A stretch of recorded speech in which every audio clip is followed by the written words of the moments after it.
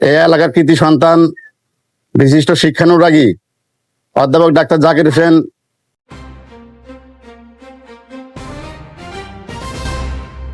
শিক্ষাই জাতির উন্নয়নের মূল ভিত্তি, আর সেই শিক্ষার পথে মেধাবী শিক্ষার্থীদের এগিয়ে নিতে কাজ করে যাচ্ছে ডাক্তার ওয়াসিম ওয়ালেদা বৃত্তি প্রকল্প।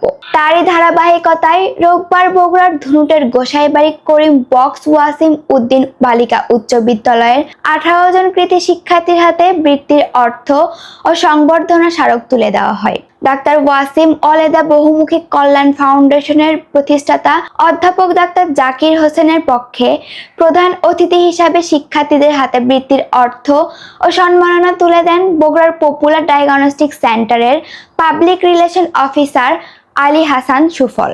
সম্মানিত সুধীমণ্ডলী, আপনারা সবাই জানেন এই এলাকার কৃতি সন্তান বিশিষ্ট শিক্ষানুরাগী অধ্যাপক ডাক্তার জাকির হোসেন 2005 সাল থেকে ডাক্তার ওয়াসিম ওয়ালেদা বহুমুখী কল্যাণ ফাউন্ডেশন প্রতিষ্ঠা করেছেন।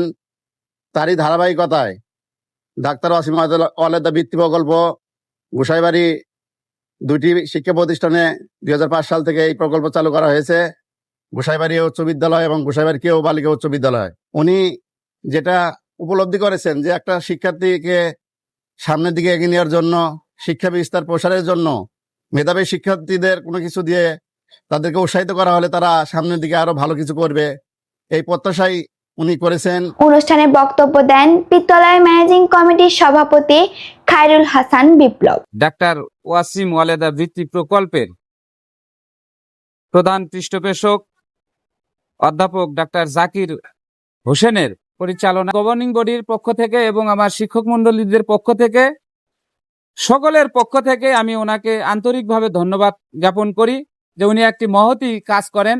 উনি আমাদের গর্ব। ও প্রধান শিক্ষক স্বপন কুমার সরকার।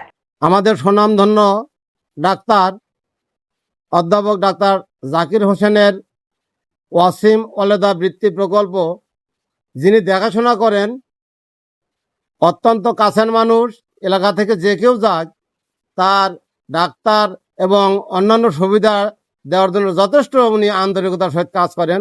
আলী হাসান সুফল সাহেব। এই বৃত্তি ভবিষ্যতে আরো বেশি শিক্ষার্থীকে উচ্চ শিক্ষায় শিক্ষিত করতে উৎসাহিত করবে, এমনটাই দাবি সংশ্লিষ্টদের।